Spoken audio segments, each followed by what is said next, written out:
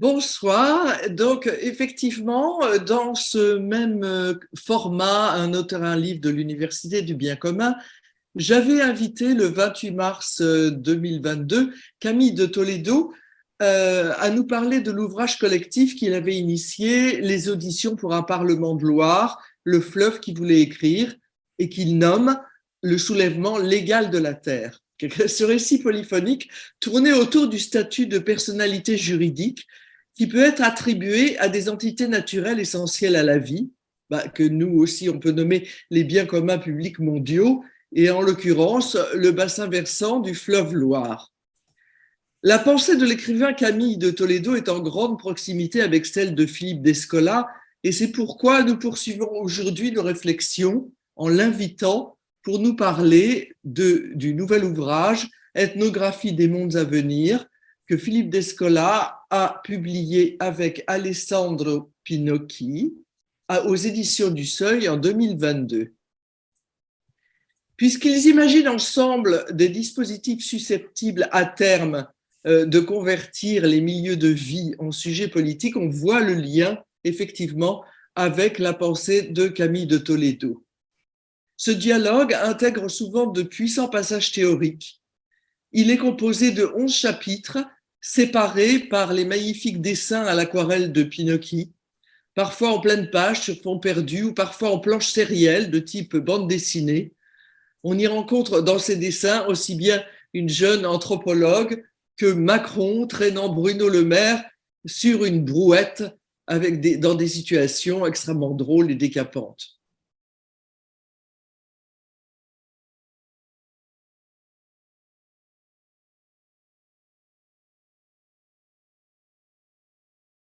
Alors moi, j'ai d'abord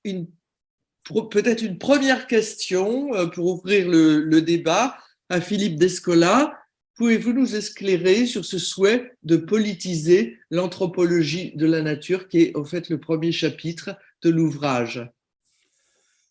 C'est une question qu'Alessandro Pinocchi m'a posée au départ. Et ce livre, vous l'avez dit, est une collaboration. Et donc, je vais essayer de parler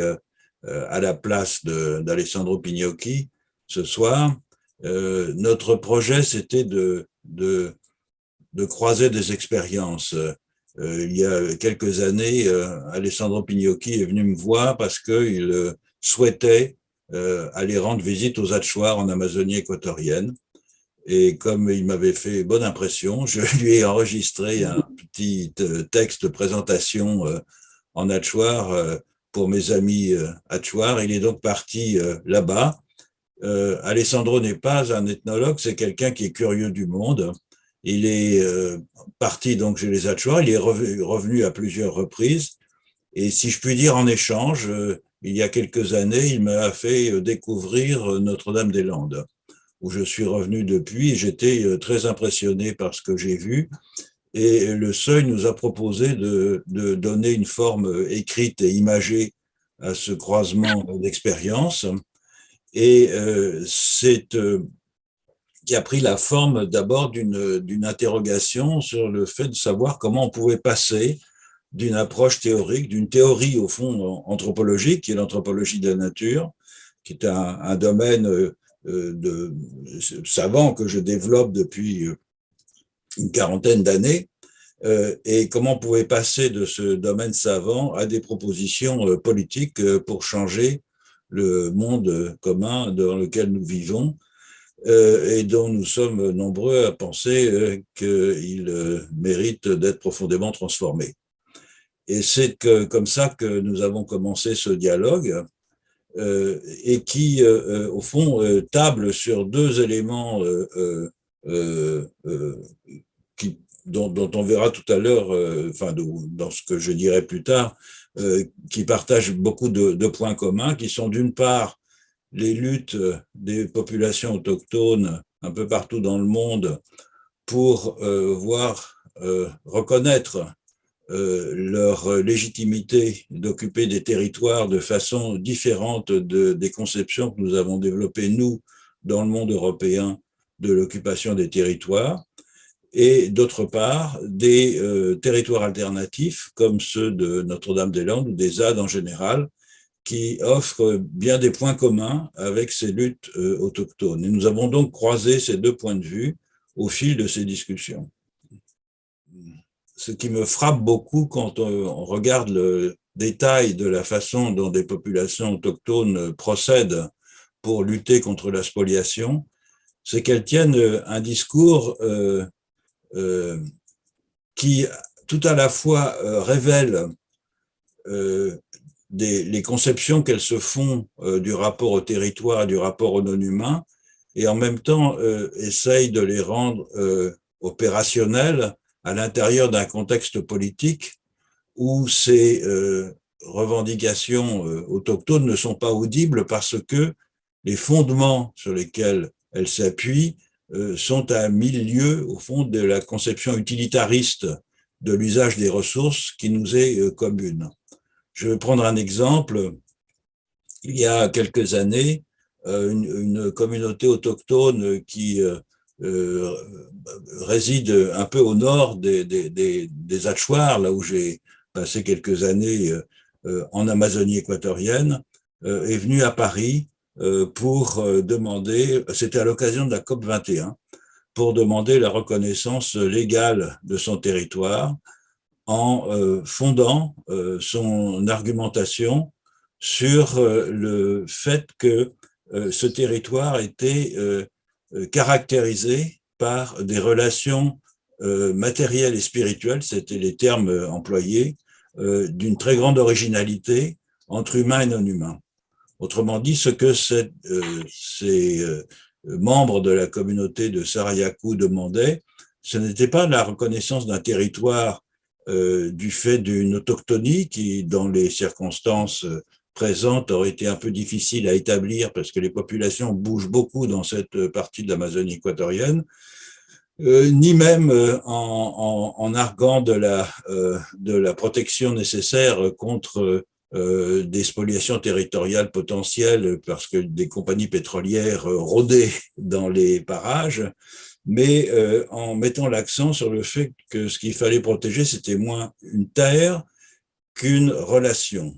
Et comme cette relation se donnait à voir de façon spécifique et se déployait de façon spécifique dans un territoire particulier, la protection du territoire était devenue nécessaire pour protéger cette relation. Ça, c'est une forme très originale parce que la plupart du temps, dans les luttes autochtones, prennent le langage, au fond, ou bien des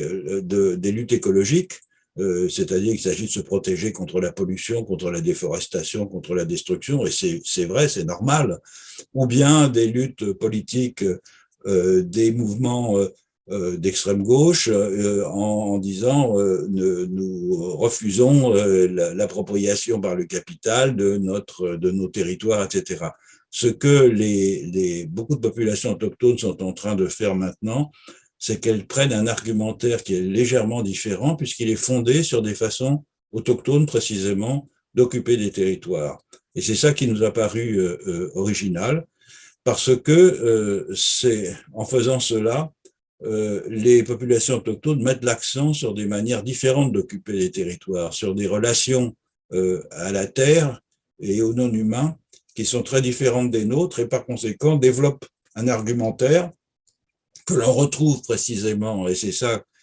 qui nous a l'un et l'autre fascinés, dans les discours des territoires autonomes en Europe. Lorsque les habitants de Notre-Dame-des-Landes disent nous ne défendons pas la nature, nous sommes la nature qui se défend, au fond, même si le terme de nature ici est un terme très européen, c'est une façon de parler que n'auraient pas désavoué les habitants de la commune de Sarayaku ou de bien d'autres territoires autochtones. Il y a donc un parallélisme qui est en train de s'établir, une convergence même, entre des luttes autochtones et des luttes territoriales qui est intéressante, qui, dans le cas je pense à la ZAN de Notre-Dame-des-Landes, ceux qui la connaissent savent qu'il y a une très belle bibliothèque dans laquelle il y a de nombreux livres d'ethnologie et donc les militants, les occupants de la ZAD ne sont pas ignorants en matière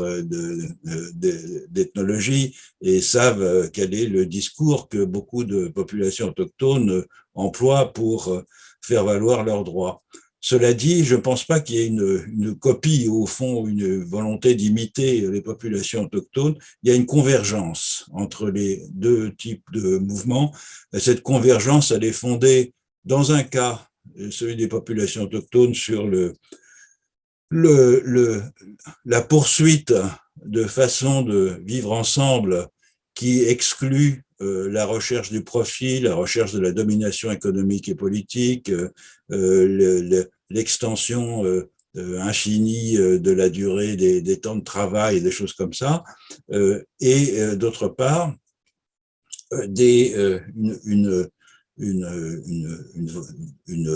volonté qui est également présente dans les ZAD de vivre autrement le collectif et de vivre autrement le rapport à certains milieux de vie. Et c'est ce parallélisme qui nous a paru intéressant. Et si on parle d'ethnographie des mondes à venir, au fond, c'est qu'il s'agit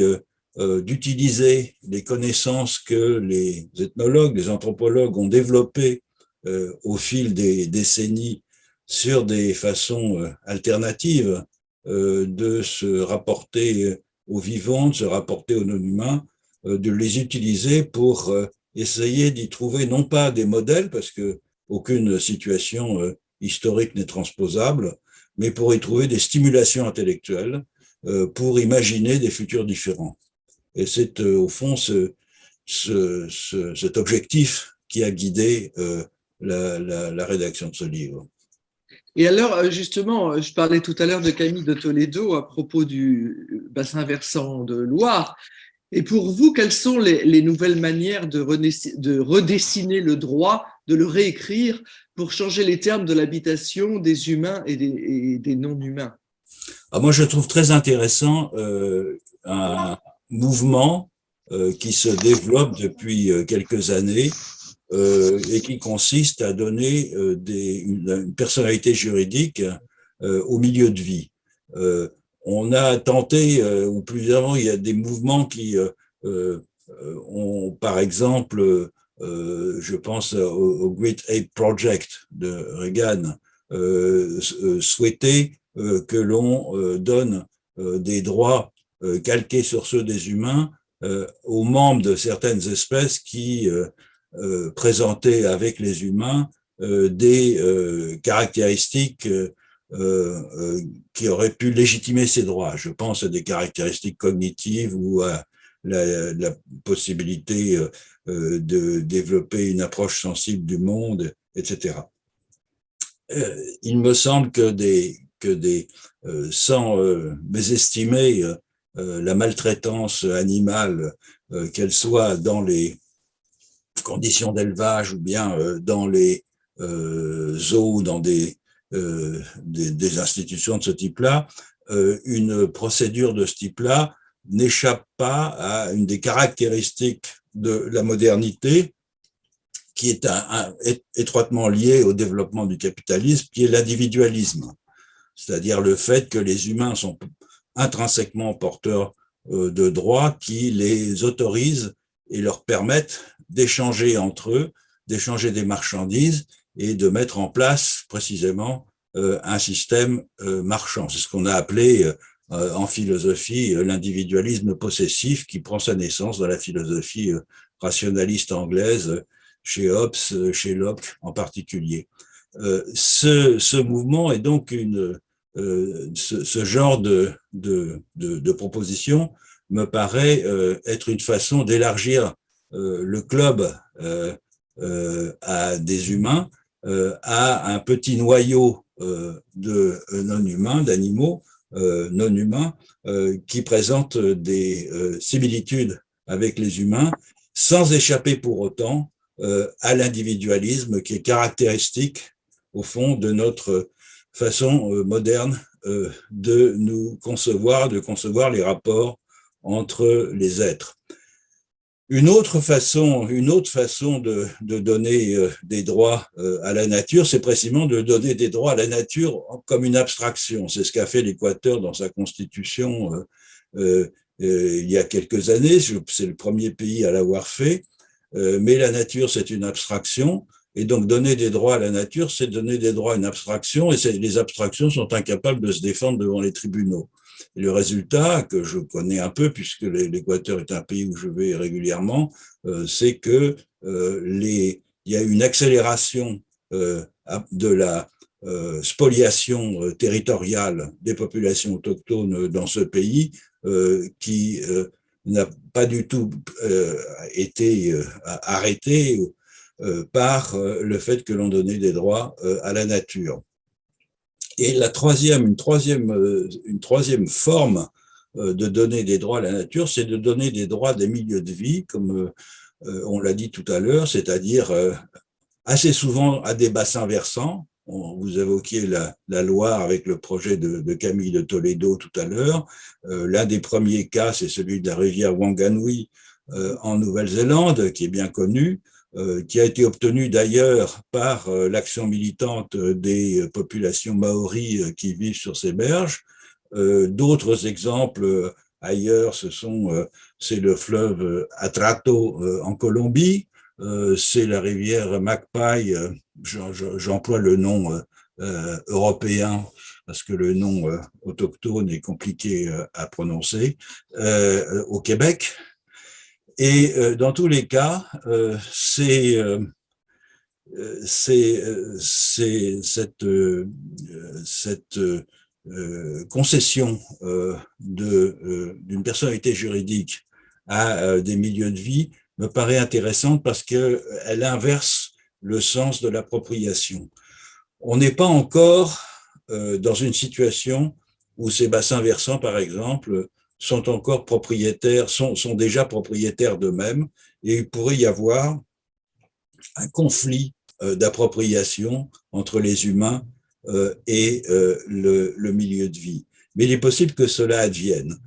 Pour le moment, la personnalité juridique signifie simplement le droit qui est conféré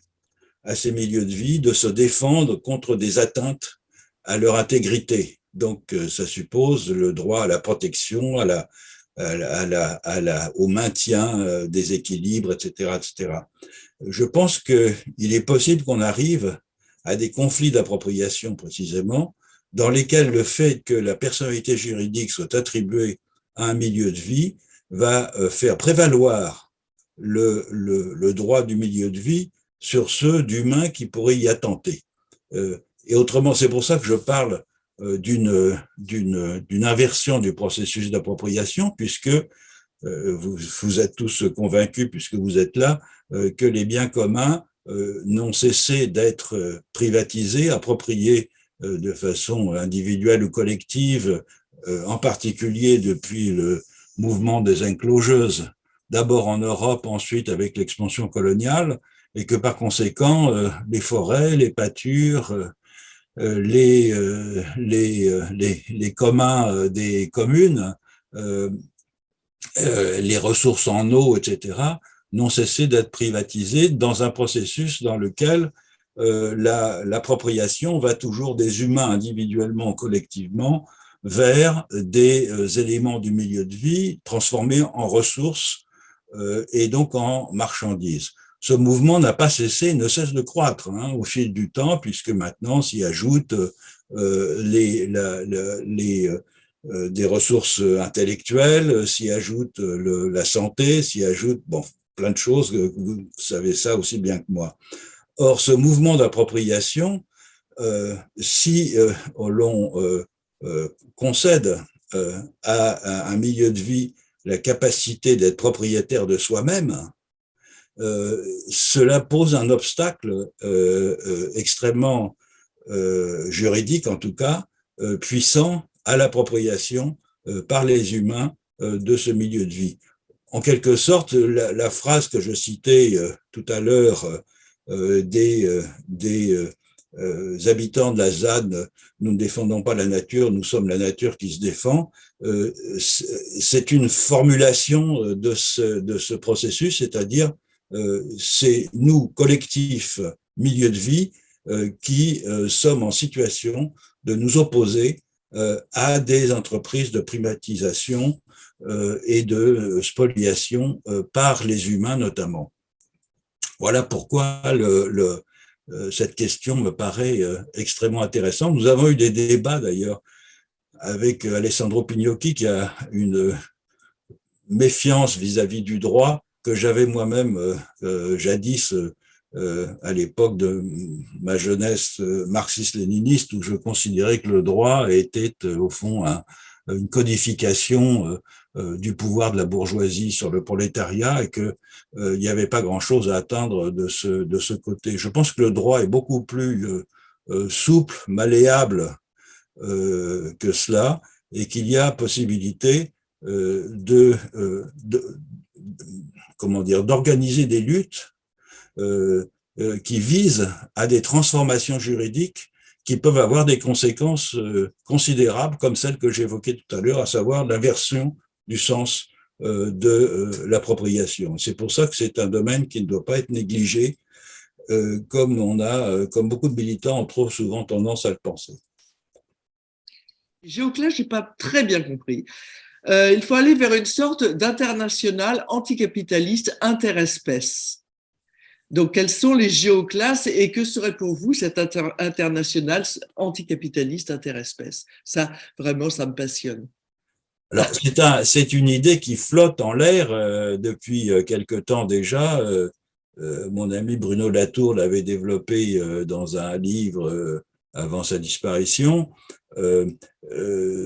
D'autres ont écrit sur ce sujet. L'idée générale, c'est que la déprédation de la planète est fondée sur des processus de spoliation et d'exploitation transnationaux. La façon de répondre à cela dans la tradition, disons, marxiste-léniniste classique du 19e siècle, c'était de constituer une internationale des prolétaires qui se défendent contre l'exploitation capitaliste partout où elle se produit, mais qui laissent de côté les non-humains dans ce processus. Or, si l'on regarde un peu dans le détail ce qui se passe, je pense, alors je suis familier de l'Amazonie, la spoliation territoriale des autochtones ou des occupants dans différentes régions de l'Amazonie passe par précisément d'abord la spoliation, l'occupation, quelquefois le non-respect des réserves qui sont à la fois naturelles et autochtones et qui aboutissent à de la déforestation par des milices de propriétaires en général de grands exploitations agricoles qui dans un premier temps sont transformées en zone pour le pâturage du bétail et qui ensuite avec des grands investissements en capital, parce que la terre y est pauvre, sont transformés en zones de production, notamment de soja. Donc, on a localement des populations qui sont exploitées, qui sont les autochtones, ou en tout cas les premiers occupants qu'on a chassés de leurs terres, et les ouvriers agricoles qui vivent dans des conditions misérables pour soit l'élevage dans un premier temps, soit la production du soja dans un deuxième temps. Le soja, il va où? Le soja, il vient en Europe, évidemment, pour nourrir le bétail. Et les conditions d'élevage du bétail et les effets de ces conditions d'élevage ont des conséquences dramatiques. D'abord, elles ont des conséquences dramatiques, évidemment, sur les animaux élevés, mais elles ont des conséquences dramatiques aussi, on pense ici à la France de l'Ouest, sur l'état des écosystèmes avec les rejets de lisier et les dégâts que cela produit, qui sont bien connus. Mais il y a aussi des gens qui sont exploités localement, ce sont les gens qui travaillent dans les abattoirs, qui fabriquent des produits semi-finis à partir de la viande, etc. Et donc, on voit qu'avec cette chose aussi simple, en tout cas à première vue, qu'est la déforestation amazonienne et le remplacement de la forêt par des plantations de soja, en fait, c'est un tissu extrêmement dense d'humains et de non-humains qui sont concernés et qui se trouvent dans une situation d'exploitation. Bien sûr, on ne va pas faire défiler dans les manifestations les cochons des élevages industriels ou les plants de soja des grandes exploitations d'agrobusiness brésiliens. Mais les intérêts de tous ces agents sont mêlés. Et lorsque l'on parle de géoclasse, au fond, il faut concevoir précisément des agents de différents types qui sont tous concernés par un mode d'exploitation et qui en pâtissent et qui, d'une façon ou d'une autre, peuvent se trouver représentés pour lutter contre ces conditions d'exploitation et en tout cas les faire connaître et toucher du doigt par un public plus large qui, lui, peut essayer d'intervenir pour agir sur ces conditions d'exploitation. Donc, c'est ça les géoclasses, évidemment. Le grand problème qu'on connaît bien, c'est que les non-humains ne font pas partie des parlements. Les moutons et les cochons n'ont pas de représentation politique, mais ça n'empêche pas de les mobiliser dans certaines circonstances par des intermédiaires qui travaillent avec eux, qui sont dans une situation de faire valoir à la fois leurs droits à eux comme agents et leurs droits d'humains dans des situations, encore une fois, d'exploitation. C'est un projet qui permet, au fond, de déplacer l'internationalisme militant du 19e et du début du 20e siècle vers une nouvelle forme d'internationalisme qui doit encore trouver ses repères, qui doit trouver ses relais juridiques et politiques, ses modes d'action, mais qu'il est important, je crois, de mobiliser si l'on veut sortir d'un face-à-face trop systématique entre humains et non-humains, justement. Oui, oui, ça paraît tout à fait logique. Vous insistez beaucoup aussi dans votre livre sur la question de la diversité, du rôle de la diversité qui est essentiel. Donc, en fait, ce sont toutes les formes de diversité de toutes les relations et des incidences des paramètres et des phénomènes les uns sur les autres. Alors, effectivement, ça n'a aucune limite spatiale ni aucune limite temporelle. Sur la question de la temporalité, la question du temps long, par exemple, est-ce que ça vous paraît important, justement, quand on a ces objectifs en tête, de compter sur le temps long de la biodiversité, justement? C'est le temps long de la diversité aussi d'une manière générale. Cette diversité, elle s'est érodée du côté de la biodiversité, c'est-à-dire de la diversité des espèces biologiques. Elle s'est érodée aussi du point de vue de la diversité des civilisations, des langues, des manières de faire et de vivre. Et c'est pour ça que nous insistons beaucoup sur le fait que la diversité est une valeur, peut-être même la seule valeur universalisable, c'est-à-dire qu'on voit mal comment cette valeur pourrait être arrimée à une certaine civilisation. C'est, je pense, un patrimoine de l'humanité tout entière, à la différence des valeurs qui, après les catastrophes du XXe siècle, et notamment du nazisme,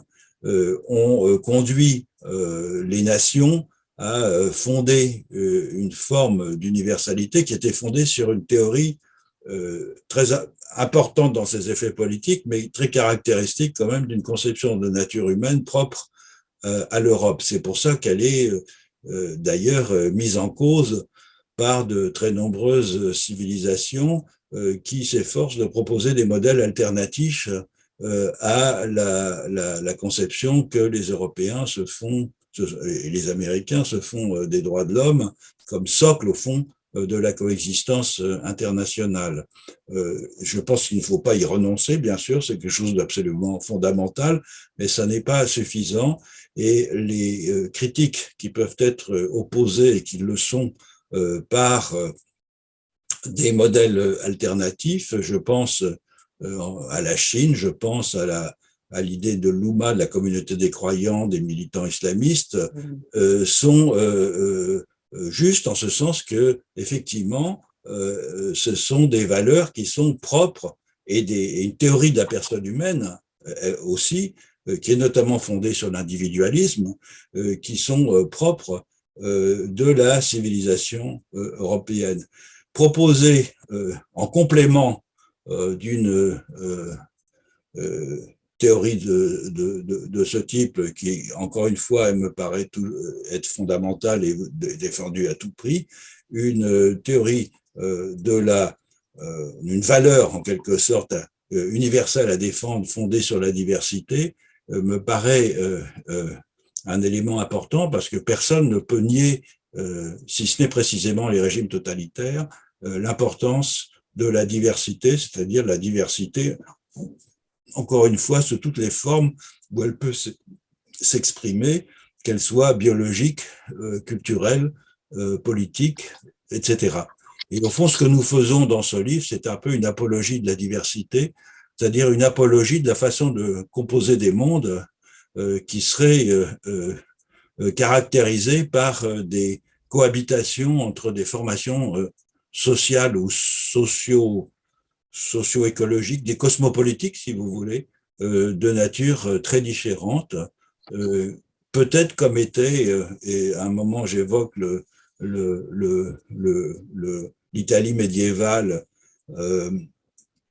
comme étaient certaines régions de l'Europe à une certaine époque, dans lesquelles des formations sociales et politiques d'une nature extrêmement différente cohabitaient, la plupart du temps d'ailleurs de façon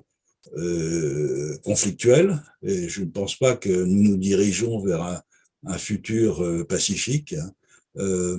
mais en même temps, en maintenant la possibilité pour chacune de ces communautés d'essayer de se perpétuer à l'intérieur d'ensembles peut-être plus vastes et avec lesquels il fallait composer. Donc pour avoir vécu dans une société sans État, je ne pense pas que l'absence d'État est une réponse à tout, mais que des États d'une nature un peu différente de celle que nous connaissons à l'heure actuelle, à savoir des États fondés sur la délégation régulière des libres arbitres des citoyens par les élections, ne constitue pas la forme ultime de l'État, que des États plus participatifs, c'est-à-dire des États dans lesquels les citoyens sont amenés à donner leur opinion et à intervenir dans les affaires de la gestion publique en permanence, donc des États plus démocratiques sont possibles aussi, et que cette cohabitation entre des territoires autonomes et des États renouvelés est probablement ce vers quoi nous nous dirigeons et ce à quoi il faut nous préparer. Ce rôle des dessins d'Alessandro Pinocchi dans votre pensée et dans la construction, justement, dans ces différents régimes d'énonciation qu'il y a dans votre livre. Ça me paraît important d'en parler un petit peu. Alors, ces bandes dessinées, ces planches ne sont pas des illustrations de notre propos, mais des contrepoints, c'est-à-dire c'est des façons de décoller par rapport à notre propos et de façon à planer dans un imaginaire décapant, vous avez dit, en tout cas, qui ne soit, nous incite à l'espoir. C'est le rôle des utopies en général, comme celle que dessine Alessandro Pignocchi, dans lequel les membres du gouvernement sont devenus des animistes et dans lequel le seul naturaliste qui subsiste est un anthropologue hatchoir qui fait une enquête à Bois-le-Roi sur les comportements bizarres des citoyens français. Je pense que c'est très important parce que ça nous permet, les récits au fond jouent un rôle très fondamental dans les manières d'envisager des mondes nouveaux. Et l'anthropologie nous aide là-dedans, mais il nous reste encore à créer, propager et s'imprégner de récits qui nous permettraient de bifurquer. Ils existent en partie, la littérature nous en livre, mais nous n'en sommes pas, leur puissance de dérangement n'est pas telle qu'elle permet justement ces bifurcations. D'où l'importance de les combiner à des propositions il y a un débat ou une discussion entre nous avec Alessandro Pignocchi qui est de nature plutôt théorique et qui fait appel à des références philosophiques et anthropologiques sérieuses de façon à alimenter en quelque sorte ce remue-ménage qui est important pour changer de monde. Ce sur quoi il faut s'entendre, c'est sur le degré d'anthropocentrisme que nous sommes disposés à tolérer, c'est-à-dire sur la place que les humains peuvent prendre dans ces dispositifs de délégation. Dans l'immédiat, et plus on monte dans les degrés de représentation, moins les non-humains se font entendre. C'est vrai, les dispositions qui ont été adoptées par les gens qui font vivre des milieux de vie avec une personnalité juridique un peu partout dans le monde ont consisté à nommer ou à élire, ça dépend, des gardiens qui vont représenter les intérêts de tel ou tel aspect de ces milieux de vie. L'idéal, c'est de pouvoir avoir une représentation aussi équitable que possible des différents intérêts, des différents composants de ces milieux de vie, y compris d'ailleurs de ceux que nous, modernes, occidentaux, considérons comme inexistants. J'ai discuté la dernière fois que j'étais en Amazonie de ces questions et il est important, par exemple, il était important aux yeux de mes interlocuteurs Hatchoir et Chouard que les esprits soient représentés. Alors, comment représente-t-on des esprits? À qui donne-t-on la délégation d'être des diplomates pour les esprits? C'est une affaire extrêmement compliquée. Nous sommes au fond dans les premiers balbutiements d'un profond bouleversement de l'exercice des responsabilités politiques et nous sommes en train de tâtonner encore. Mettre sur pied des cosmopolitiques, c'est-à-dire des politiques dans lesquelles humains et non-humains soient pris ensemble dans un réseau, suppose effectivement un effort extraordinaire d'imagination et beaucoup d'expérimentation aussi. La puissance de l'ethnologie, c'est qu'elle est fondée sur ce que Lévi-Strauss appelait le regard éloigné, c'est-à-dire le fait de la distance, qui va rendre pour nous des institutions ou des pratiques étonnantes, surprenantes, et qui, à l'inverse, lorsque nous revenons, et c'est important de le souligner, d'une expérience de terrain depuis plusieurs années, va nous faire apparaître nos institutions à nous comme des choses extrêmement bizarres, puisque